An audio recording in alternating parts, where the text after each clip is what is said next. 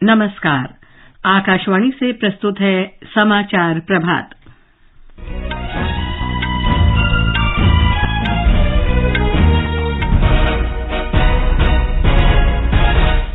कर्नाटक विधानसभा चुनाव की मतगणना राज्य के 34 केंद्रों पर शुरू। प्रधानमंत्री नरेंद्र मोदी ने गुजरात में लगभग 4,400 करोड़ रुपए की परियोजनाओं का लोकार्पण और शिलान्यास किया। जम्मू कश्मीर में दूसरे स्तर की घुसपैठ रोधी व्यवस्था रोकने के लिए भारत पाकिस्तान सीमा पर 42 नई सीमा पुलिस चौकियों का निर्माण। जन जागरूकता बढ़ाने के उद्देश्य से उत्तराखंड के देहरादून में आज से 4 दिन का श्री अन्न उत्सव आरंभ। गंभीर चक्रवाती तूफान मोखा के कल बांग्लादेश के कॉक्स बाजार क्षेत्र से टकराने की आशंका, इसका असर त्रिपुरा में भी पड़ेगा। और आईपीएल क्रिकेट में मुंबई इंडियंस ने मुंबई के वानखेड़े स्टेडियम में गुजरात टाइटंस को 27 रन से हराया।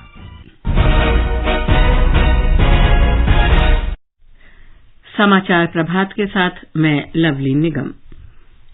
कर्नाटक विधानसभा चुनाव के लिए वोटों की गिनती शुरू हो गई है। मतदान इस महीने की 10 तारीख को हुआ था।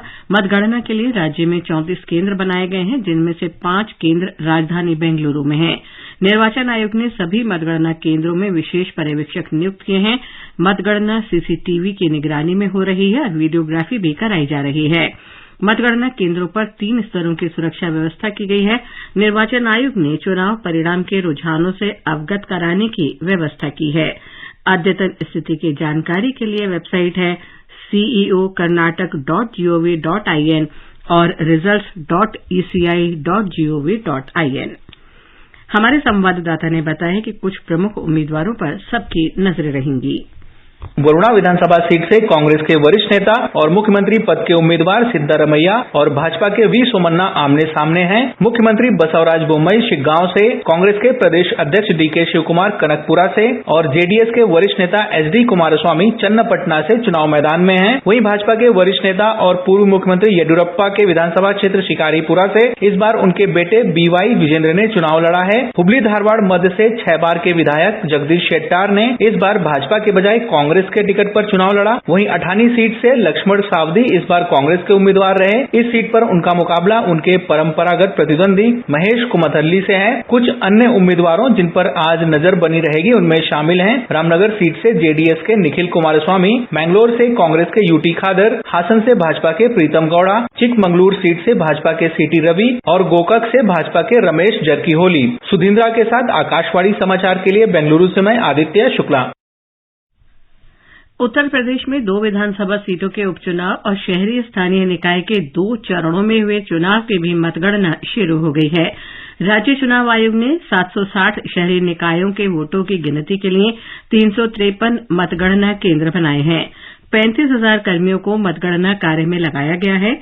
रामपुर जिले में स्वार विधानसभा सीट और मिर्जापुर जिले की 96 सीट के लिए 10 मई को उपचुनाव कराया गया था। शहरी स्थानीय निकाय चुनाव 2 चरणों में 4 और 11 मई को हुए थे। ये समाचार आकाशवाणी से प्रसारित किए जा रहे हैं। कर्नाटक चुनाव, किसकी बनेगी सरकार? पल पल की खबर, रुझान और परिणाम की सही जानकारी सटीक विश्लेषण के साथ आप तक लेकर आएगा आकाशवाणी समाचार प्रातः 10 बजे से रात्रि 10 बजे तक। लगातार रहिएगा हमारे साथ।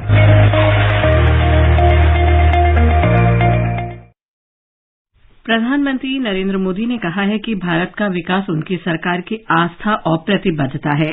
श्री मोदी ने कहा कि घर केवल एक आश्रय स्थल ही नहीं है, बल्कि ये आस्था का वो स्थान है जहां सपने साकार होते हैं और नई संभावनाएं पैदा होती हैं।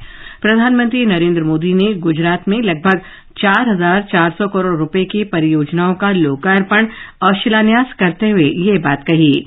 प्रधानमंत्री ने कहा कि उनकी सरकार असमानता को दूर कर रही है। सरकार हर लाभार्थी को योजनाओं का लाभ पहुंचाना सुनिश्चित कर रही है।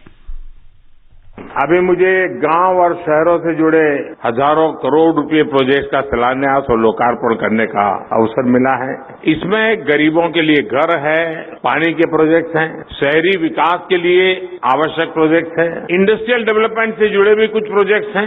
मैं सभी लाभार्थियों को फिर से एक बार बहुत बहुत बधाई देता हूं। श्री मोदी ने कहा कि उनकी सरकार ने आवास को गरीबी के खिलाफ लड़ाई का मजबूत आधार बनाया है। इससे गरीबों का सशक्तिकरण होगा और सम्मान बढ़ेगा। विदेश मंत्री डॉक्टर सुब्रमण्यम जयशंकर ने कहा है कि हिंद महासागर क्षेत्र के देशों को उग्रवाद और कट्टरवाद के खतरों के प्रति सचेत रहना चाहिए। उन्होंने कहा कि ऐसी ताकतें लोकतंत्र की उदारता का अनुचित लाभ उठाती हैं। बांग्लादेश की राजधानी ढाका में छठे हिंद महासागर सम्मेलन को संबोधित करते हुए उन्होंने कहा कि जो देश अपने अंतर्राष्ट्रीय दायित्वों या लंबे समय से चले आ रहे समझौतों की अवहेलना करते हैं, उससे विश्वास और आस्था को भारी नुकसान होता है। जम्मू कश्मीर में पाकिस्तान से लगी सीमा पर 42 नई पुलिस चौकियों के लिए 607 पद स्वीकृत किए गए हैं। इसका उद्देश्य घुसपैठ रोधी व्यवस्था को मजबूत करना और मादक पदार्थों की तस्करी को रोकना है। एक रिपोर्ट।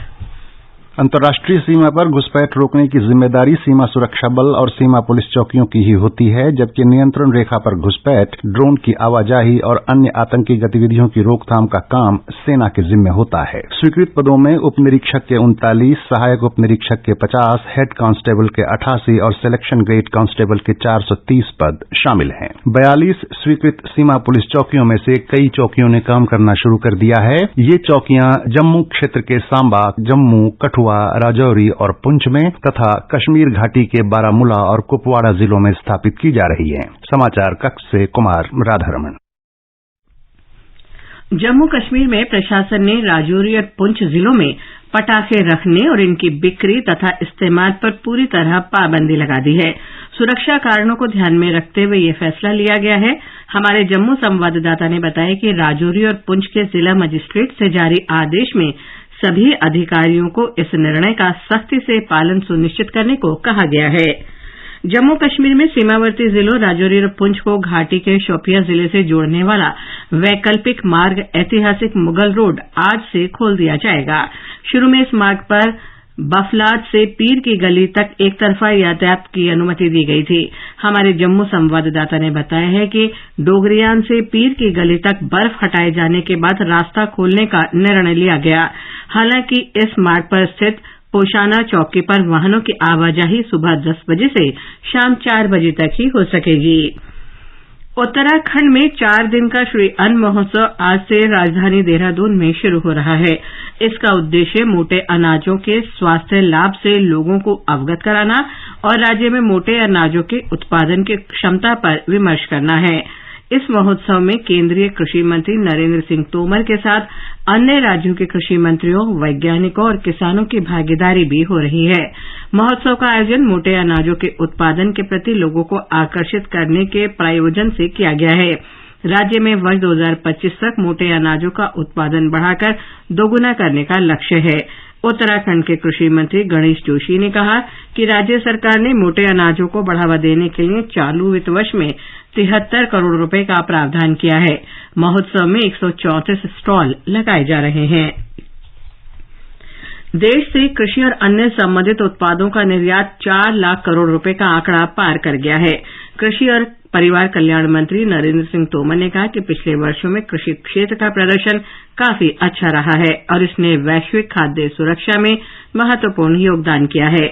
श्री तोमर कल वीडियो कॉन्फ्रेंस के माध्यम से शंघाई सहयोग संगठन के सदस्य देशों के कृषि मंत्रियों की बैठक की अध्यक्षता कर रहे थे। बैठक में रूस, उज्बेकिस्तान, कजाकिस्तान, किर्गिस्तान, ताजिकिस्तान, चीन और पाकिस्तान ने भागीदारी की।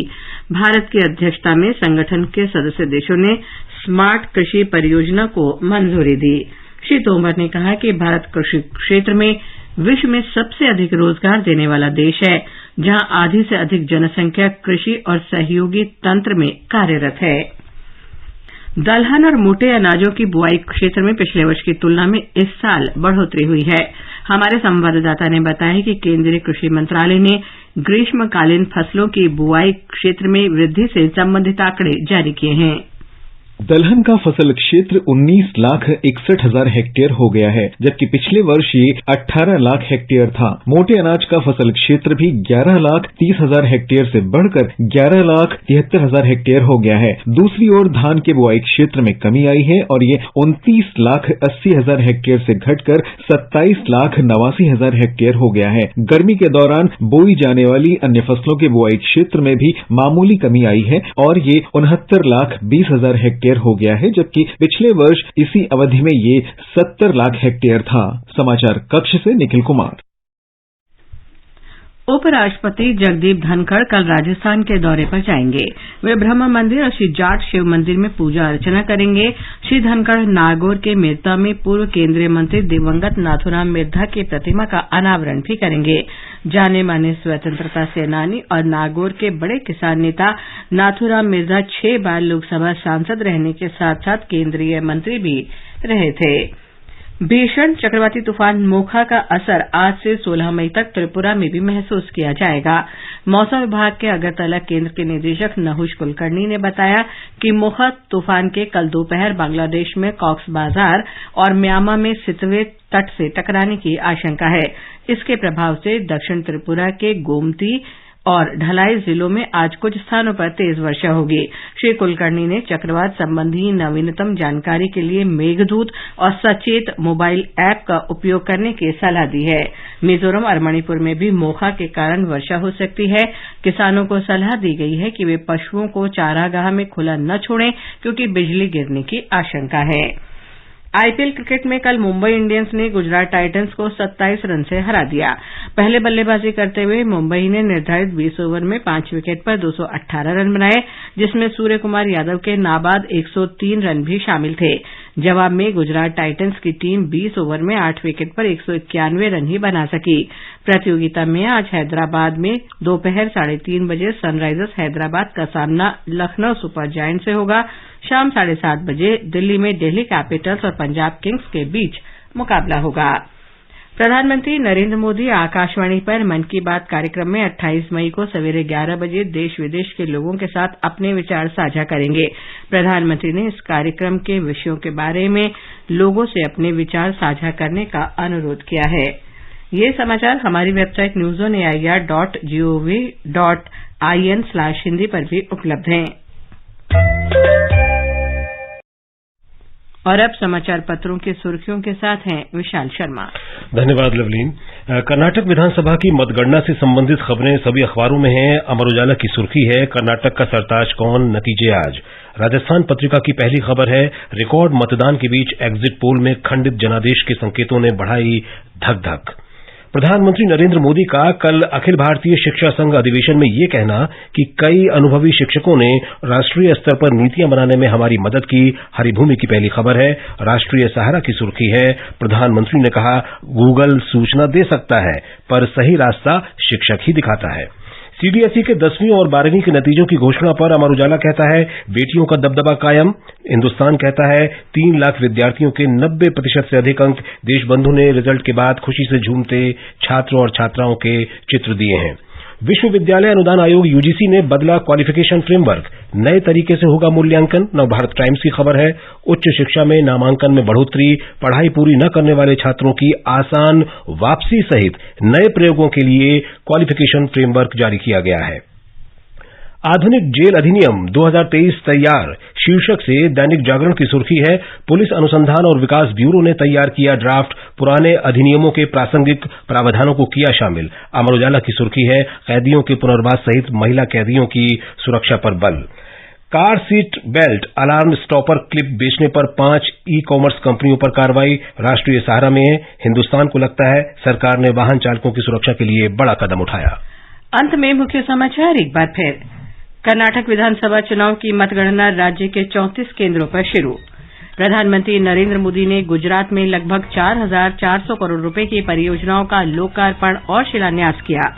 जम्मू कश्मीर में दूसरे स्तर की घुसपैठ रोधी व्यवस्था सशक्त करने के लिए भारत पाकिस्तान सीमा पर 42 नई सीमा पुलिस चौकियों का निर्माण। जन जागरूकता बढ़ाने के उद्देश्य से उत्तराखंड के देहरादून में आज से 4 दिन का श्री अन्न उत्सव प्रारंभ। गंभीर चक्रवाती तूफान मोखा के कल बांग्लादेश के कॉक्स बाजार क्षेत्र से टकराने की आशंका, इसका असर त्रिपुरा में भी पड़ेगा। और आईपीएल क्रिकेट में मुंबई इंडियंस ने गुजरात टाइटंस को 27 रन से हराया। इसके साथ ही समाचार प्रभात का ये अंक समाप्त हुआ। नमस्कार।